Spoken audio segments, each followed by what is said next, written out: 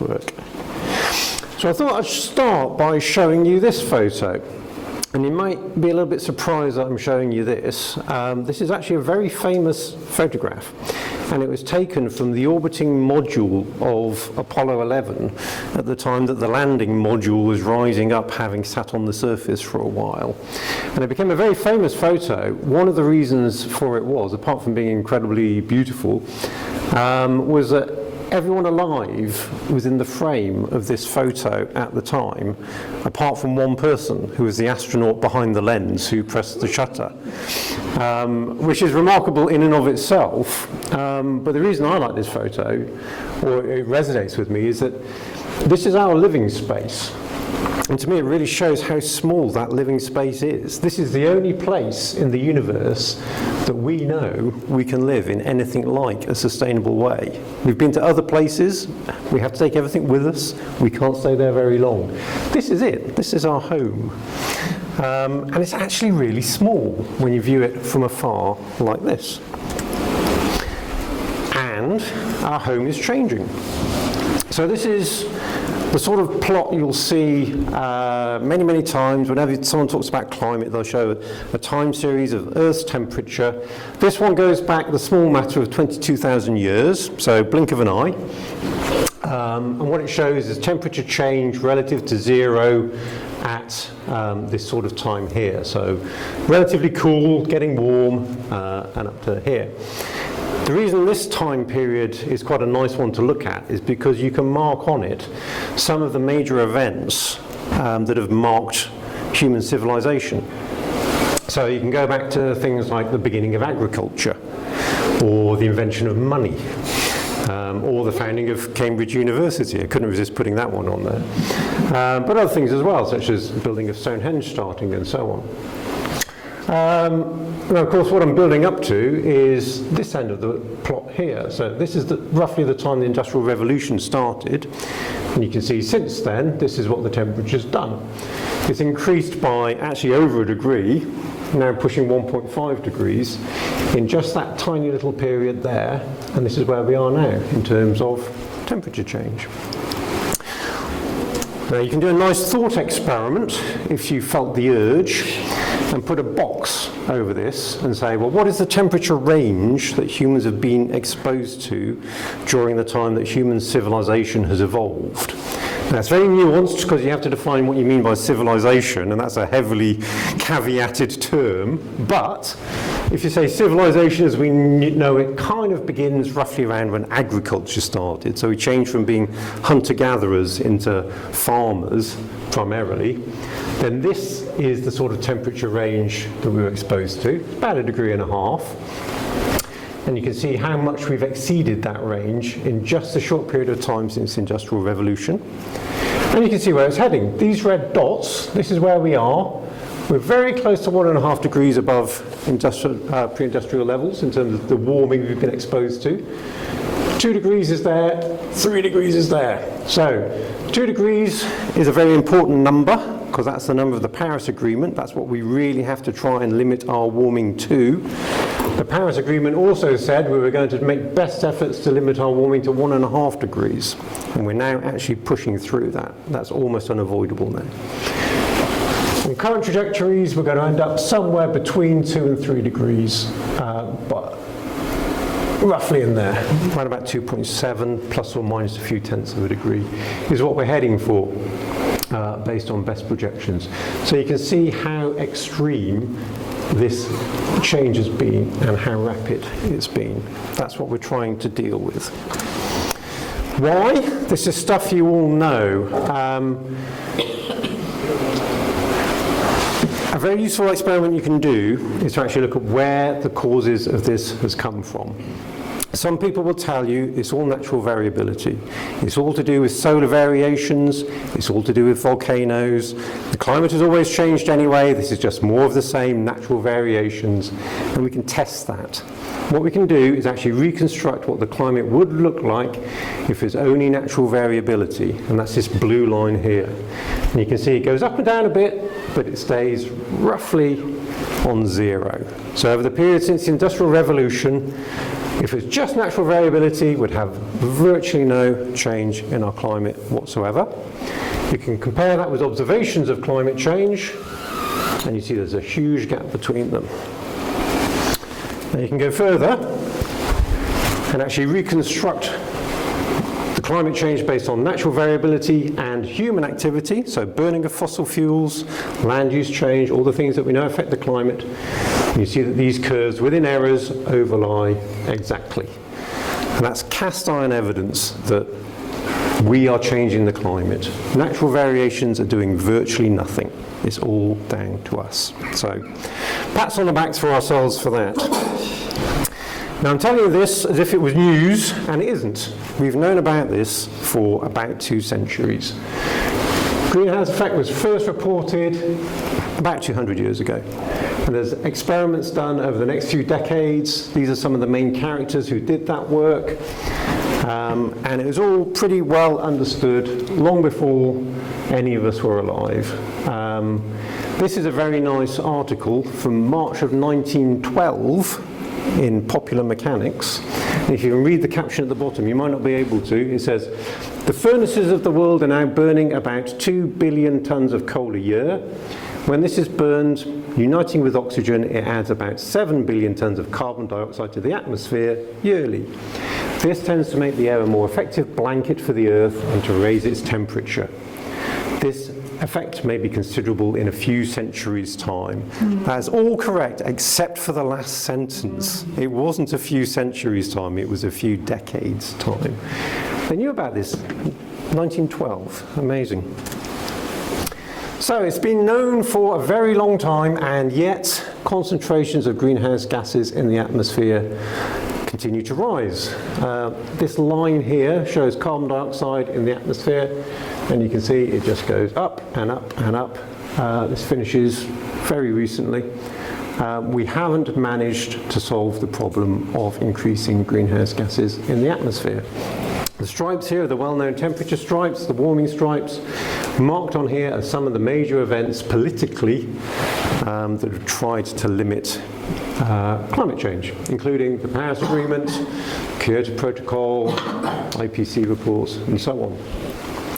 Now this might make it sound like these activities have achieved nothing. In fact, they've achieved a very great deal, and it's important to remember that.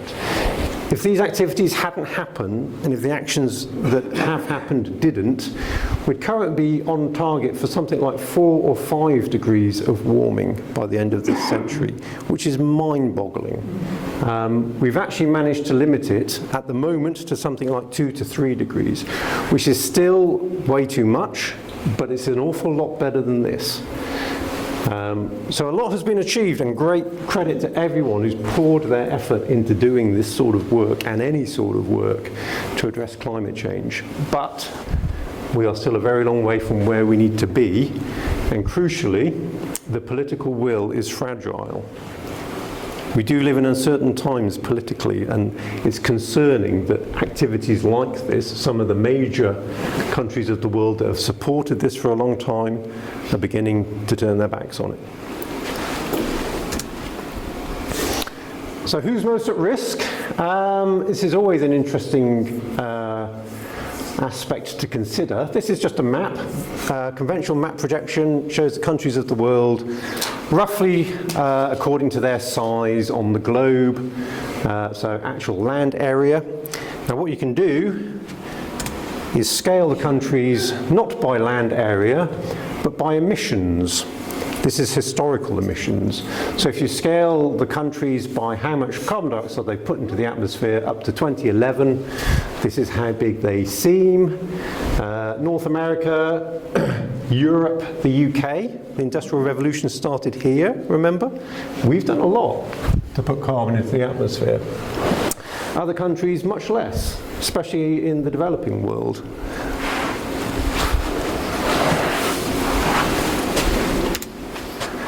And now when you look at where are people at risk from climate change, you can calculate risk in any number of different ways. So this is very heavily caveated.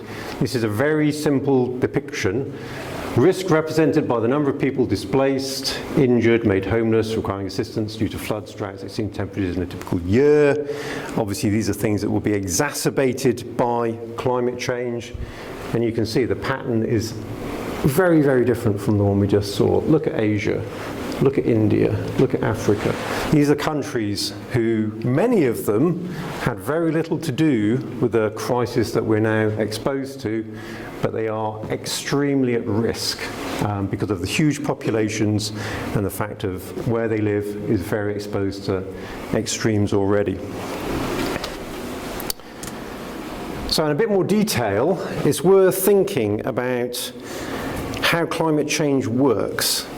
So we know we're putting more heat into the Earth system, and it's worth thinking about where does that heat actually go. Now, I'm an ocean scientist, that's the research that I do myself, so I have to show you this, I'm obliged to. This shows the distribution of where the heat goes, the extra heat due to global warming. More than 90% of it goes into the ocean. The ocean is an incredibly good sponge for sucking up heat from the atmosphere. It doesn't mean that these other things are trivial, far from it, we'll cover some of them, but a huge amount of heat goes into the ocean. For context, that amount of heat is equivalent to 3 World War II era atomic bombs exploding every second somewhere on the planet. That's the amount of energy that's being released, the equivalent of which is going to the ocean. Or every one of the 8 billion people on Earth all continuously operating 16 hairdryers. So anyway, huge amounts. What this tells us is that the ocean is doing us a huge climate favour, because if all this heat that's gone into the ocean, if instead it had gone into the land surface or into the atmosphere, our planet would be uninhabitable for humans already. It hasn't done, and that means the ocean has given us an enormous helping hand, but it's a hand that comes at a huge cost, because we're making the oceans hotter and hotter and hotter. We're doing other things to the ocean as well. It's absorbing more carbon from the atmosphere, and that's making it increasingly acidic. And also, the ocean is losing oxygen. All of these aspects intermix, and they have huge impacts on, in particular, marine ecosystems and coastal ecosystems. This is a little bit complicated here, but it shows different aspects of marine ecosystems, including warm water corals, kelp forests, seagrass meadows, rocky shores, and so on, and how exposed these ecosystems are at different levels of temperature change. And you can see, even at 1.5 degrees of warming, things like warm water corals are at extreme risk already. Other aspects such as salt marshes, if you get up to 2 degrees, 3 degrees, that risk starts becoming very significant. So there's lots of different ocean ecosystems that are very threatened by the heating, also the acidification and the deoxygenation of the ocean. What do the colours on that graph mean? It's a depiction of risk. So red means, or the deepest red means sort of extinction level risk. White means, pretty safe, and then it's a graded in between. So yellow is cause for concern, orange is great concern, and when you get into the reds, it means this ecosystem is, not sustainable anymore. And warm water corals, famously, are very threatened. So's the kelp. Yeah. It's not good news. It's really not good news. Anyway, and where I work, polar regions, these are in many respects especially vulnerable. The reason for that is because these regions are typically icy, so the ecosystems have evolved to cope with ice, even to take advantage of the ice as part of their life cycles. Some of the animals, this is an Adelie penguin, it relies on the ice in Antarctica for its breeding. Without that ice, it becomes a threatened species. These little shrimp-like creatures are called krill, and they're heavily dependent on cold water and ice. And they're kind of the base of the food chain in Antarctica. So whales depend on krill, seals depend on krill. And these are temperature sensitive as well.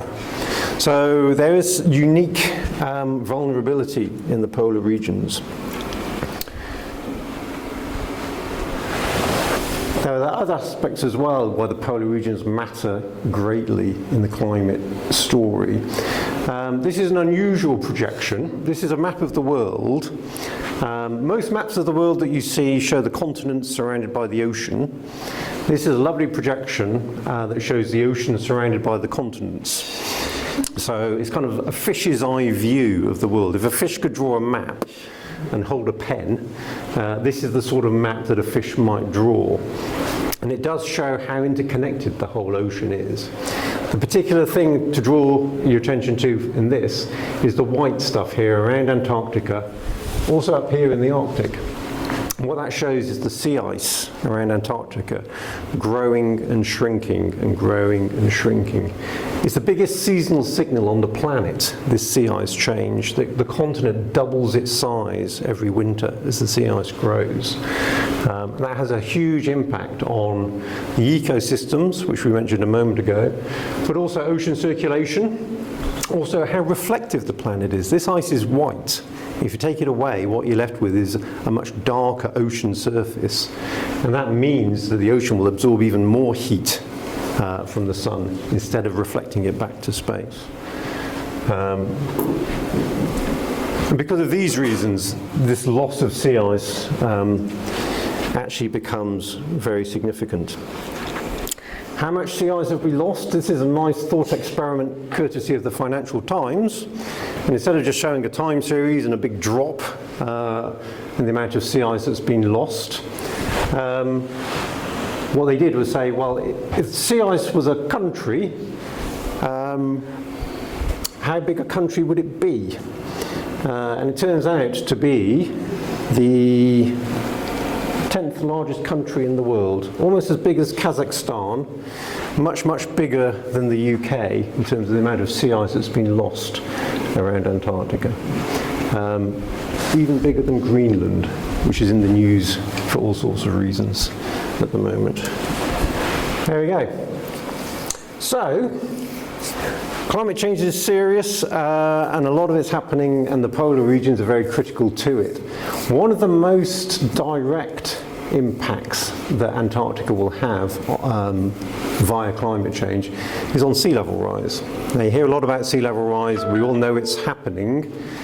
The loss of ice from Antarctica, in particular the ice that's on the land, not the ice floating on the sea, is a key thing for determining the future of sea level rise. What this plot shows here is the future of sea level rise from round about now up until the end of this century in metres. Under a best case scenario, we might get away with something like 0.5 metre of sea level rise. Best case here being if we can stick to a low emissions trajectory and restrain our carbon emissions. Under a high emissions scenario, it's going to be worse. Exactly how worse? It might be about 1 metre of sea level rise. There is a plausible worst case to do with Antarctica, which would give us nearly 2 metres of sea level rise by the end of this century. And this is where Antarctica becomes unstable, particularly the west part of Antarctica. It disintegrates in a sort of running feedback on itself, and you end up with this terrible 2 metres of sea level rise. It actually goes beyond that. On that previous slide, Yeah. is 2011 2100. on the text, the text of the slide. Oh yeah, 2011. Oh yeah. By 2011. Cut that bit from the film, that should say 2100. Very well spotted then. Yeah, 2100. I'm just going to check I haven't got any typos on here as well. So sea level rise, it will continue for centuries to come. So we know sea level will keep going up for this century, and it will continue going up for many centuries beyond that. Exactly how much is subject to great uncertainty. Most models of climate change stop at 2100. Beyond that, it gets harder because there are many fewer models, so the uncertainties go much bigger. You could easily get something like 2 to 7 meters of sea level rise by 2300. And of course, we'll all be safely dead by then, but that is the timescale that people who think about where to build cities and new towns and so on, that's the timescale they have to think about. Under a high emissions scenario, again with this Antarctic feedback in, you could get 15 meters or even more, which is truly extraordinary. This may sound fanciful, a number like 10 meters or 15 meters or something like that. That may sound like an unbelievably high amount of sea level rise, but there is evidence that it's entirely plausible. 125,000 years ago, in between the last two ice ages, sea levels were about 9 meters higher than they currently are. And there's lots of evidence for that. For example, these notches in the cliff sides in Sardinia, where sea level rose about 9 meters, stayed there for quite a while, carving away, and then fell again. And these beautiful notches are a lovely illustration of how high the sea level rise was. Global surface temperatures were not that different to what they are now. The poles were warmer, but of course the poles are warming now much more rapidly than the rest of the world. So we're not very far away from that scenario. And what that tells us is this is the sort of trajectory that we're locked into for the long term. So it's entirely plausible, these sorts of numbers over a timescale of centuries. What would it mean? This is London. There's a lovely website called Climate Central. Go and have a play if you ever get the time. And you can select whether you want your ice sheet in Antarctica to melt or your ice sheet in Greenland. And you can select how much you want it to melt by. I chose 5 meters here just as an indicative figure. And the red shows the area that becomes below the tide line under that amount of sea level rise. And you can see if this actually came to pass, this would probably bankrupt the country because central London flooding, you know, the underground becomes non-feasible, all the businesses, everything happens in London grinds to a halt. It would be trillions in damages. Now, of course, London has a barrier. It protects itself against floods. Is the barrier strong enough, high enough to cope with 5 meters of sea level rise? No. They're going to have to build a bigger one. How big? That's the question. Where's the money going to come from? That's another question. But it does show the challenge that is going to have to be met to avoid that future. And just to bring it home, you are here.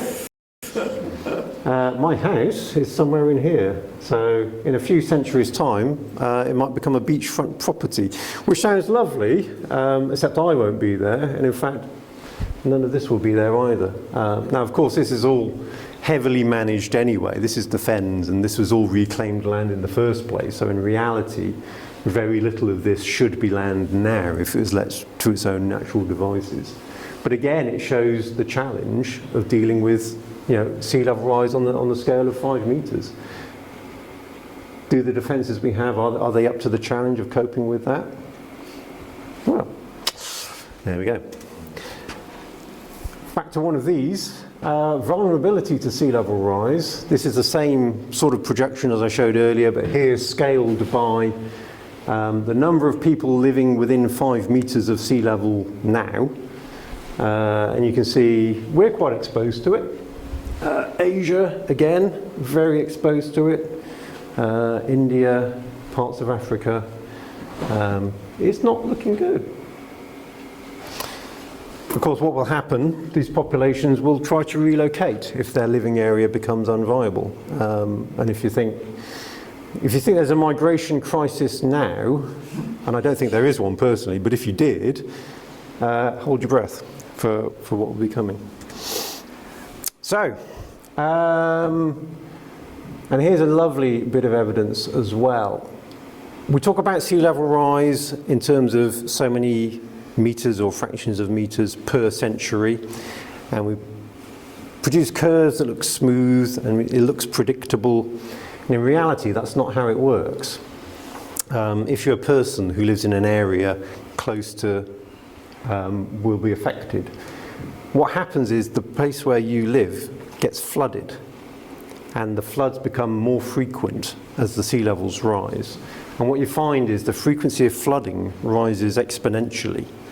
So if you lived in an area that was a once per century flood risk, what you find is that very quickly becomes a once per decade flood risk. And then beyond that, it can even become a once per year flood risk. And once you get to those sorts of scales, where you live becomes unviable for insurance or living or farming. And that's when populations have to move. The evidence for this, well, there's tons of evidence. This is Greenwich. This is the seawall in Greenwich. And you can see how they've raised the wall periodically, normally after floods, and normally after Acts of Parliament telling them that they have to raise the defences. But it is becoming more frequent. But it's event-driven. It's not this slow, steady rise that gives people time to adapt and time to change. It's event-driven. And it's the increasing frequency of these events that actually pushes people into action. This may be a stupid question, in which case I apologise, but if sea level is rising, we've got more water. Does that mean the salinity reduces? Yes, it does. Taken on a global whole, yeah. So most of the world's, 90% of the world's ice currently sits on top of Antarctica. The majority of the world's fresh water currently sits on top of Antarctica, frozen. And if you melt it all, and you also melt Greenland, and additional contributions from high mountain glaciers that eventually melt and work their way into the sea, the overall volume of the ocean goes up, but its salinity goes down because you've diluted it progressively much more. And that's actually a very good question, because that in itself can give you ecosystem responses. You can end up with animals having osmotic shock because they're not used to the fresher water that you're exposing them to in particularly vulnerable areas. It's good for our agriculture if there is invasion from the sea, it's not quite so saline. Well, I don't think it works like that, though. I think the problem is that it's still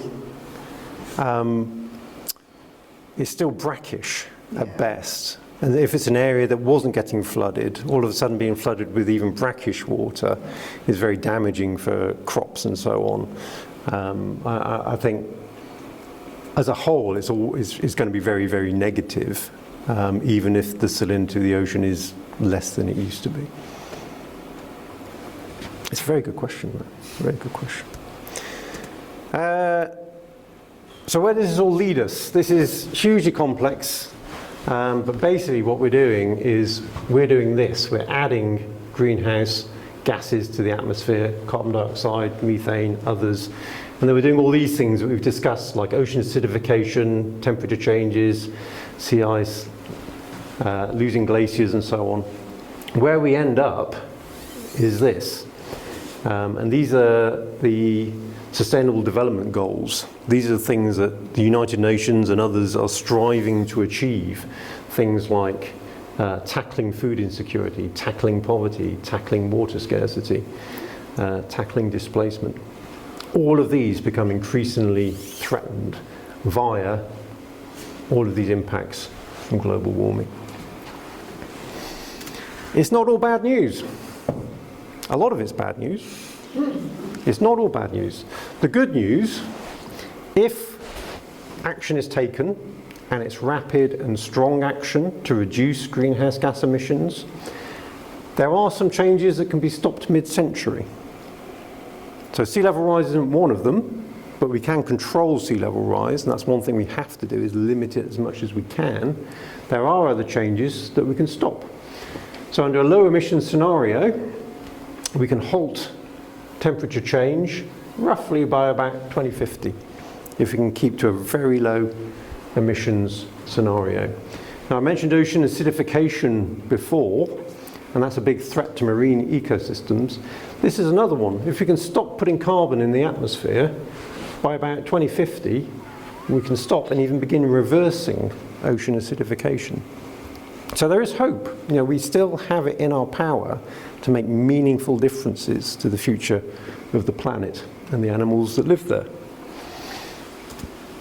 And there's more good news. The actions that we take can have very significant co-benefits. It's not like we're having to sacrifice huge amounts of the way we live or the well-being of people or ecosystems in order to take the actions to limit climate change. If we choose the actions sensibly, there are very significant co-benefits across the economy, the ecosystem, the energy system, health, and so on. Again, there's an awful lot of detail here, but the key point is where you see green, this is where we've identified significant co-benefits between climate action and other areas of the socio-economic system and others. For example, electrification can have health benefits, it can have economic benefits, and so on. There are some areas where tough choices have to be made. Not all of these squares are green, some of them are red. There's an awful lot of green here. You know, let's target these areas in green as much as we can, and when we have to make tough choices, we'll make them. But we have it in our power. So can anything be done? My answer is yes. I mean, we aren't where we need to be, and the news is not good, but we still have choices, and they are meaningful choices. We can still make a very significant difference to the future of the planet. What we need is strengthen policies and actions at all levels to urgently reduce greenhouse gas emissions. If we don't do that, everything else that we do will just be putting a sticking plaster on it. That's what we have to do to solve the disease. Preparation for changes that are now unavoidable. Climate change is already happening. Some aspects of that will be with us for a long time, like sea level rise. We do have to make preparations. Investment and financing directed to support the transition to a sustainable future. These things take money. People are going to have to stump up some money. So rich countries need to be doing this, and they need to be helping the developing countries who haven't got the money but can play a key role in this transition. And of course, enhanced understanding of the climate system. And I'm a scientist, I always want more money for my research, so let's understand more about the climate system as well. But I do think it's important. Because the climate system still has surprises in store for us, and we need to know as well as we can what those surprises are. So coming back to where we started, you remember I showed you a picture of the Earth taken from space way back at the beginning. And this is another picture of the Earth taken from space. That's the Earth just there. And this is taken from 746 million miles away from one of NASA's probes. There's another very famous picture, and it calls to mind this quote from Carl Sagan. This is a picture that led to it being called the pale blue dot. And he said, "Our planet is a lonely speck in the great enveloping cosmic dark. There is no hint that help will come to save us from ourselves. It is up to us." And it really is up to us if we want to save our little pale blue dot that is our home. And that's it. I'll stop there. Thank you very much.